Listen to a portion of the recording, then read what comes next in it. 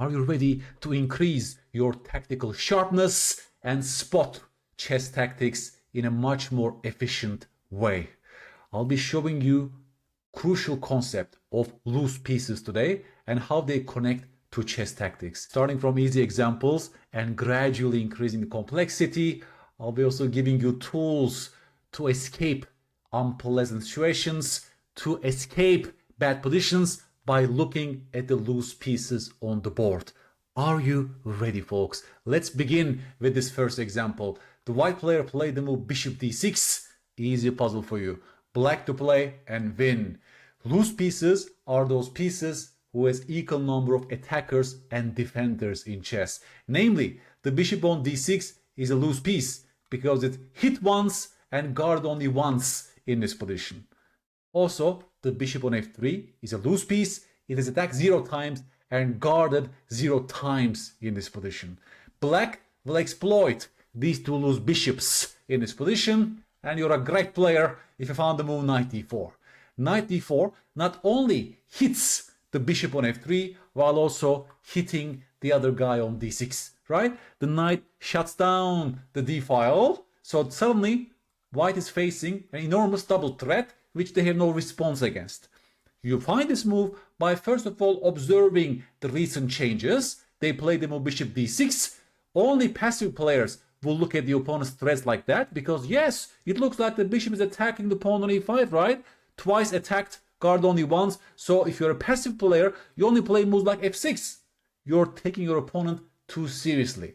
Please, to exploit their blunders, you must have a keen eye on at all times, noticing the loose pieces on the board. By their last move, they created a loose bishop on d6. They already had a loose bishop on f3. So once you combine these two things, this move comes to your mind naturally. Also notice, this rook is protected by the rook on d8. This rook is not a loose piece. That's a protected piece. It's attacked 0 times right now and guarded already once. This means if white goes ahead and chops that knight off with rook takes d4, you can safely recapture the piece, winning an exchange because your rook is now guarded by the rook on d8, right? This piece is right now a loose piece, but it's not hanging. White cannot win material with this move. Let's do a slightly more complex version of the same idea. That's a game between Miloš and Gatakamsky.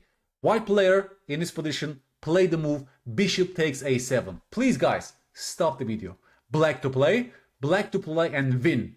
I want you to find that beautiful tactic for black that forced a resignation in 2 moves. Okay? Folks, let's observe the loose pieces right now. That bishop on a7 became a loose piece. It attacked 0 times, guard 0 times on that square. What else? The knight on e2 is already a loose piece. It's attacked once, guard only once by the rook. Can we combine these two things somehow? The loose knight and the loose bishop somehow to find a beautiful move for black in this position. That's how you'll find this tactic. As you know, queens are the great double attackers in chess. One of the main strengths of a queen is it's a beautiful piece that can give double threats. And namely, they are the great exploiters of loose pieces in chess.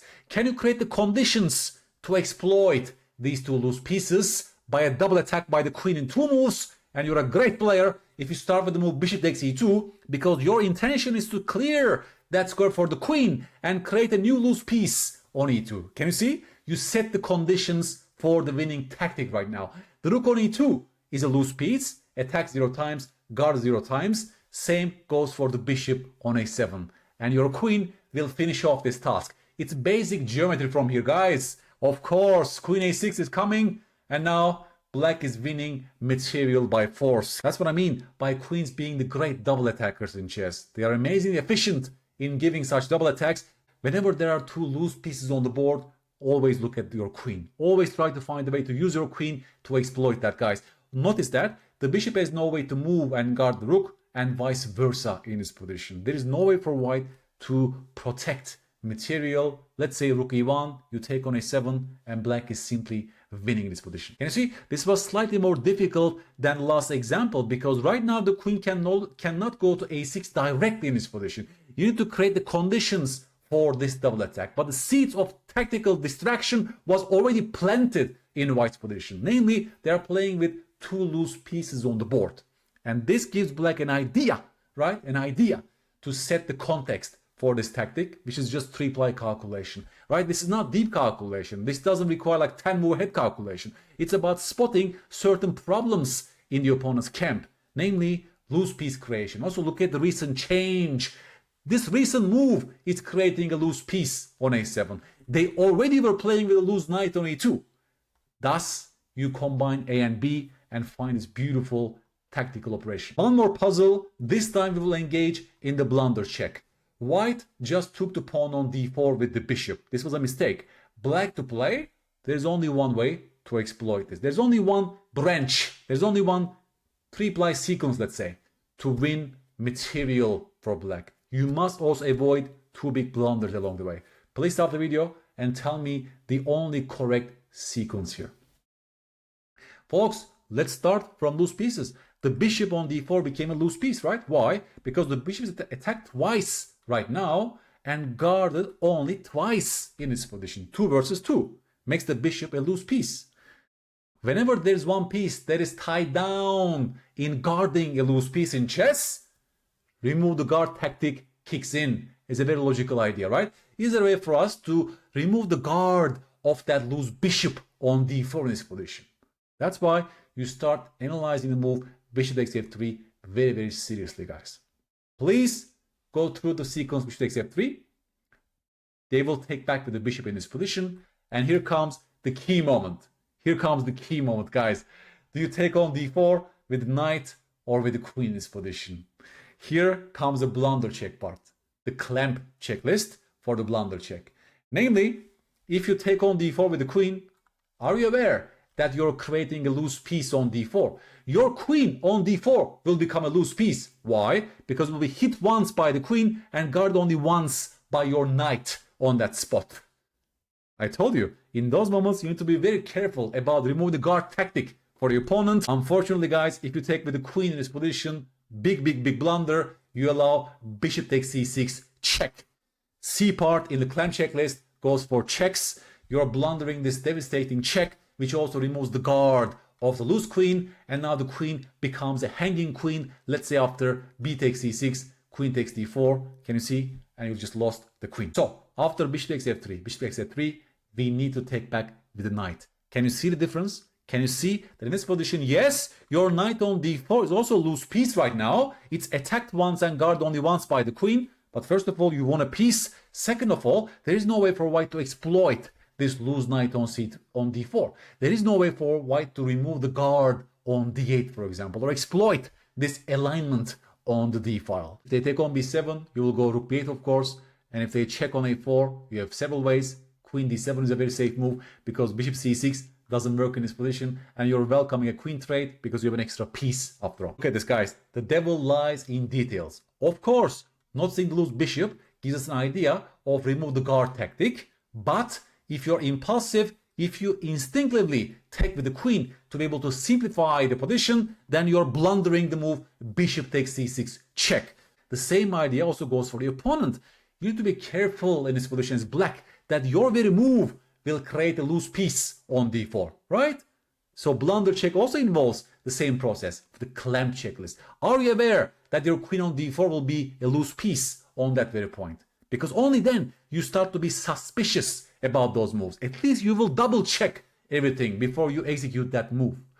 This also creates a loose piece, but it's much safer than queen takes d4. By the way, folks, if you go ahead and take the bishop in this position, that will be a mistake because you allow white to take back with the knight, and this way there is no way for us to win a piece by force because they will recapture with knight in this position and their queen is guarded by the rook on d1. It's not hanging on that square, and you lost the chance to win a piece for black in this position while it's very close to equality. So here only one particular sequence worked for black, and I hope you understood why. In this segment, I will show you how you can use the loose pieces in the enemy camp to rescue yourself from bad situations.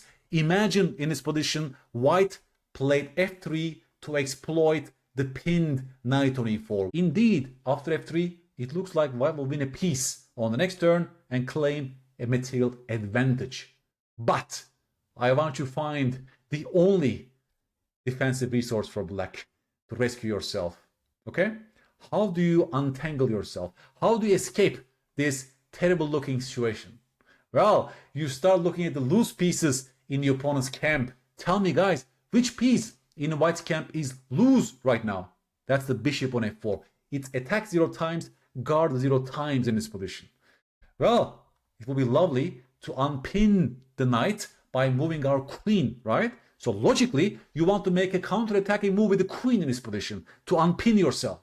Thus, you combine A and B and you find the move queen f6.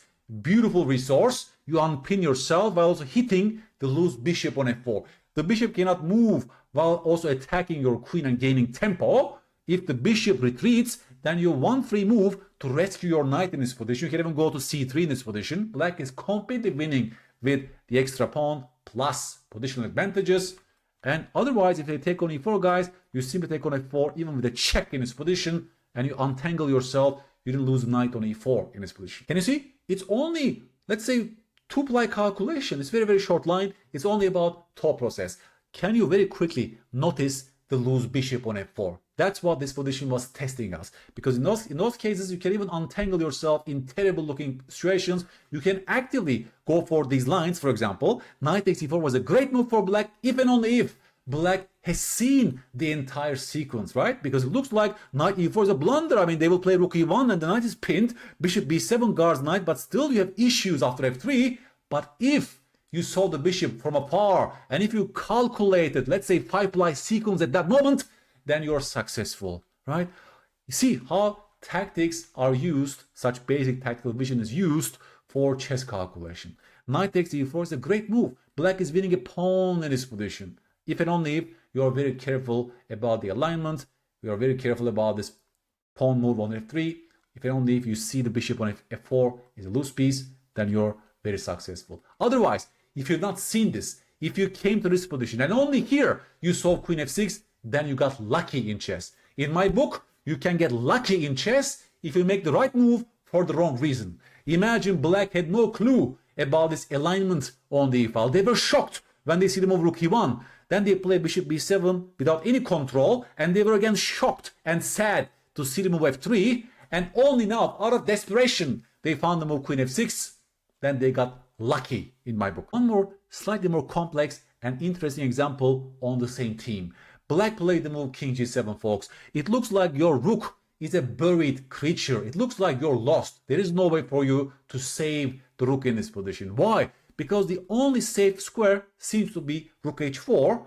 But after g5, look please, there is no way for the rook to move in that position, right? It looks like rook h4 doesn't help you at all. They will play g5 on the next turn, and the rook has 0 squares on this 4th rank. If you go to h5 again, king g6, and this game is over. The rook is trapped.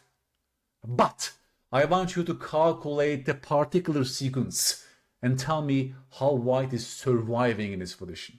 How can you avoid losing material for white? Please stop the video, dig deeper, board vision, look at the entire board, observe all the loose pieces in the position, and tell me a particular sequence, please. You're a great player, folks, if you observe the knight on b4 as a loose piece from this position, and that will be your saving grace. Because after g5, indeed, if you only look at rook's activity and mobility, there is nothing. The rook has no squares. If you go to h5, comes king g6, the rook is trapped. g4 doesn't save anything, bishop takes g4, and the rook is trapped. You must resign. But after rook h4, guys, after rook h4, and after g5, what is your move? How do you rescue your rook in this position, guys? Yes, you simply move the knight either to e6 or f5 with a check, and then you will pick up the knight on b4 on the next turn. Knight e6 check, let's say, also hits the rook on f8, forces bishop e6, you take on b4, and your rook survives by capturing the now hanging knight, on b4, right? As a result of the discovered check, the loose knight became a hanging knight on b4, and the rook gained mobility. You saved your rook this way, my friend. So again, just like in the last example, can you see how noticing the loose pieces on the board is giving us ideas to solve our problems?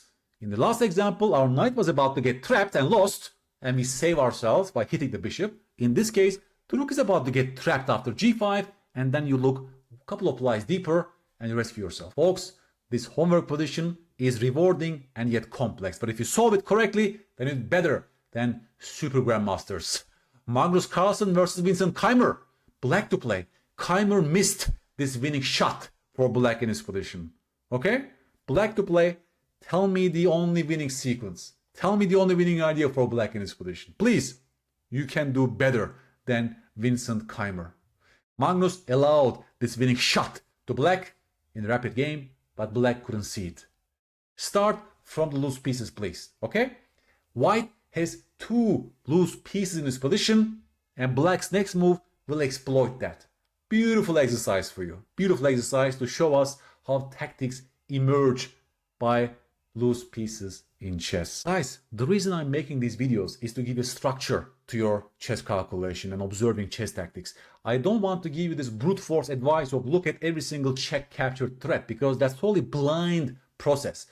If you focus on concrete targets like loose pieces instead, then there's a much higher chance that you will spot those ideas, but there's also a much higher chance that you don't lose on time by this blind and brute force search for checks, captures, threats at all times. If you want to improve in this area even further, please check my course, Preventing Blunders in Chess. There is a separate chapter on the loose pieces and squares, but also my other course, My Opponent's Last Move, Identifying Threats, Mistakes and Misconceptions, talks about how chess tactics emerge by loose pieces on the board. Then Heisman says, seeds of tactical destruction can be planted when you have several loose pieces in your camp. It takes a great tactician to exploit and punish those blunders. You're becoming a stronger tactician as a result of today's video. If you don't leave, you give your best and focused on my problems. If you like this video, guys, please give me a like, subscribe, and share this video with a friend of yours who might benefit from its content. That's very important for me to be able to continue producing videos to help you get better in this beautiful game, my friends. Catch you later. Bye-bye.